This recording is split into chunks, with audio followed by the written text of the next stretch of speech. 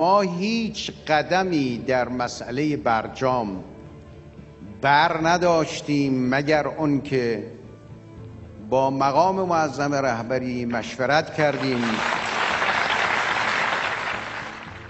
مسئولین اون روز هم به ما میگفتن هم به مردم میگفتن که در این مذاکرات قرار بر این است که وقتی ایران تعهدات خود را انجام میدهد یک باره همه تحریم ها برداشته بشه.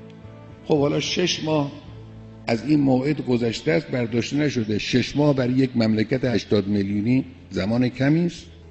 هیچ نامه ای نبوده ایشون بنویسه و من دستور قاطع ندم که عین اون چه ایشون گفته باید اجرا بشه. من چقدر در طول مذاکرات گفتم که اینا بدعهدند، اینا دروغگوان، اینها پای حرفشون نمی ایستند. حالا ملاحظه میکنید دیگه.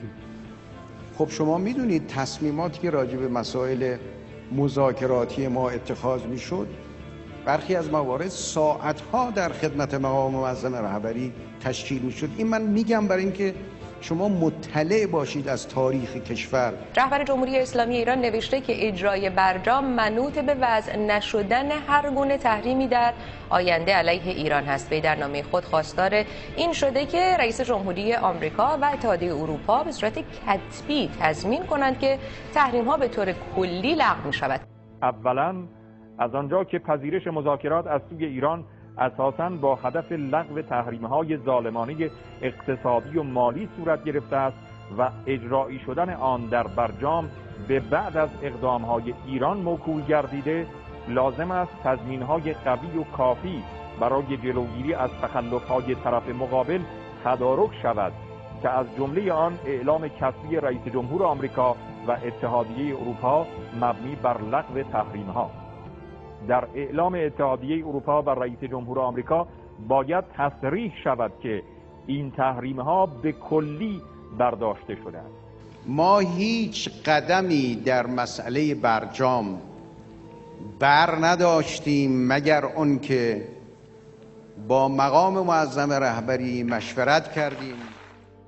ثانیاً در سراسر دوره 8 ساله وضع هر گونه تحریم در هر بهانه‌ای از جمله بهانه‌های تکراری و خودساخته تروریسم و حقوق بشر توسط هر یک از کشورهای طرف مذاکرات نقض برجام محسوب می شود و دولت موظف است طبق بند 3 مصوبه مجلس اقدام‌های لازم را انجام دهد و فعالیت‌های برجام را متوقف کند. عجله در کارها مشکلات درست میکنه. ما باز در این زمینه هم متاسفانه داریم نمونه هایی که حالا همین قضایای مذاکرات هسته‌ای و نمیدونم حالا این حرفا. خب حالا شما میبینید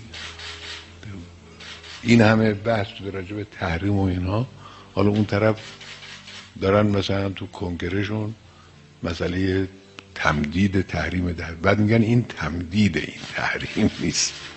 چه فرقی میکنه؟ اینا رو ببینید، اینا ناشی از عجله است. وقتی عجله داریم که کار رو زود تمام بکنیم، به یه نتیجه برسونیم، از جزئیات غفلت میکنیم. غلط است که کسی خیال کند که اگر چنانچه ما مذاکره کردیم محاصره اقتصادی، نمیدونم قانون داماتو یا چه از بین خواهد رفت. مجلس نمایندگان آمریکا لایحه تمدید 10 ساله تحریم‌های ضد ایرانی موسوم به ISA را تصویب کرد. ما هیچ توافقی را امضا نخواهیم کرد مگر آنکه در اولین روز اجرای توافق تمامی تحریم‌های اقتصادی بالمره و همون روز لغو شود. این من میگم برای اینکه شما مطلع باشید از تاریخ کشور، از روند کار. البته یه روزی همه اینا منتشر خواهد شد به طور طبیعی در زمان خودش.